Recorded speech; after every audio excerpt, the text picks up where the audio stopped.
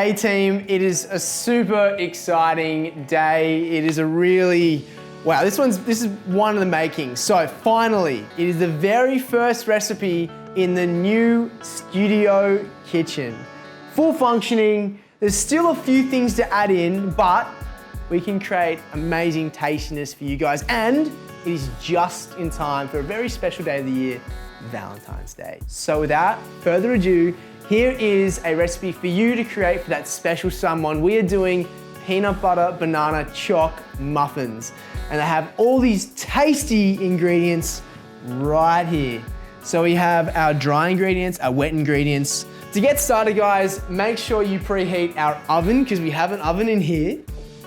We're heating it to 325 Fahrenheit. So that's about a 150, I believe, Celsius. If I'm wrong, just check it yourself. Judge's ruling, Maddie, is that 150 degrees Celsius? 176 degrees Celsius, thank you, Maddie.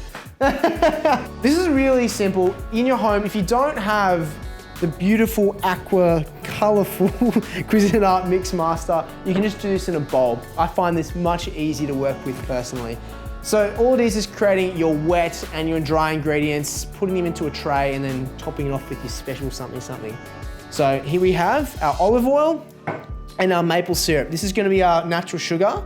So in that goes, just like that, along with our olive oil. Now I'm completely measuring this from sight, but it's about, a 1/3 cup each or a 1/4 cup each. You want it to be a 1-to-1 ratio there. So I'm just gonna mix that together on a low speed. So you start to see it kind of homogenize. And from there, you wanna add in an egg one at a time. And if you are wondering, this is a very similar start to your banana bread recipe that I have as well. So they'll probably be down here, Don, just here? Yeah, right here, guys, exactly. So you're gonna add in one egg at a time. Try and get your eggs to room temperature too, because by doing that, they're gonna allow for more volume when they cook. So the sidekick to our maple syrup is our banana. So you're gonna add in a banana, one at a time. And by doing it one at a time, it creates a beautiful creamy texture. It allows it to be incorporated more conveniently and easily. So this recipe calls for 2.5 bananas or 2 to 3 bananas, but I'm using 2.5 bananas.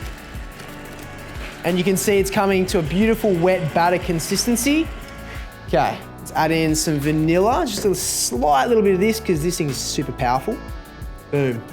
And from there, we have our dry ingredients. So, team, we are talking baking powder to help the almond flour, which we have here, rise. We've got the cinnamon, just for that beautiful accented natural sweetness aroma, even though it's not sweet in itself. Oats, and you can choose gluten-free to make sure this recipe is gluten-free. Just make sure you trust the sources it comes from. And of course, our almond flour as well. So as we do that, we're actually gonna swap our beater onto our mix master. So right now, this is the whisk attachment. Here is our beater attachment, like that. So then, just gonna mix this slightly with our hands. Cool, and in thirds, just gonna add in our dry. Just beat it together.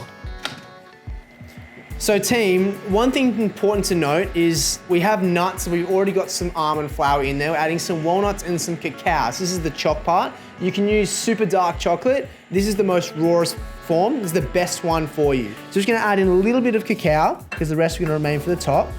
Same for some walnuts. Give that a little mix.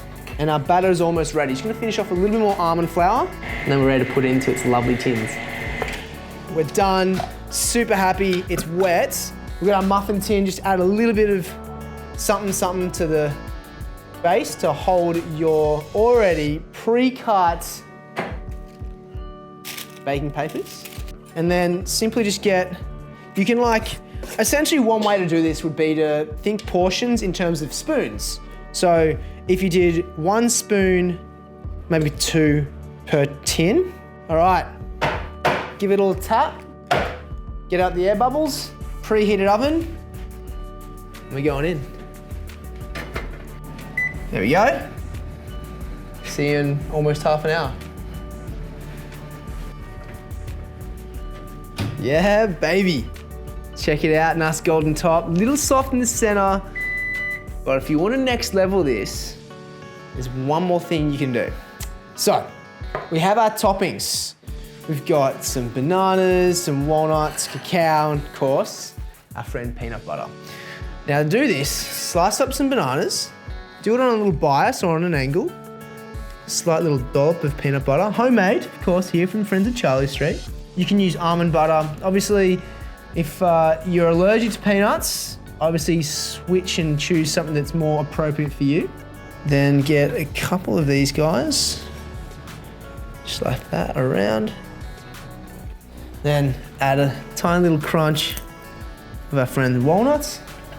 And then of course, a little bit of cacao. Okay, and just pop them back in the oven for another 5 minutes. Just to get a little bit of that natural sweetness from the banana coming through. Yeah. Golden goodness, caramelization or caramelization, and awesome tastiness in one. Happy about that. Winning. So if you're looking for a really sentimental Valentine's Day gift, this is definitely a good option. It's something you both can enjoy, it's tasty, it's healthy, but most importantly, it will show how much that special someone means to you. On that note, if you want to see more, make sure you hit subscribe, give us a like, comment, let me know what you're creating for your loved one. And if you have not seen, I've recently been to Sweden team, had a great time, I'm back, and now I'm ready to pump out a lot of content here in the studio kitchen. So, I'll catch you next week, most doubtly in this epic place. See you soon, team. You!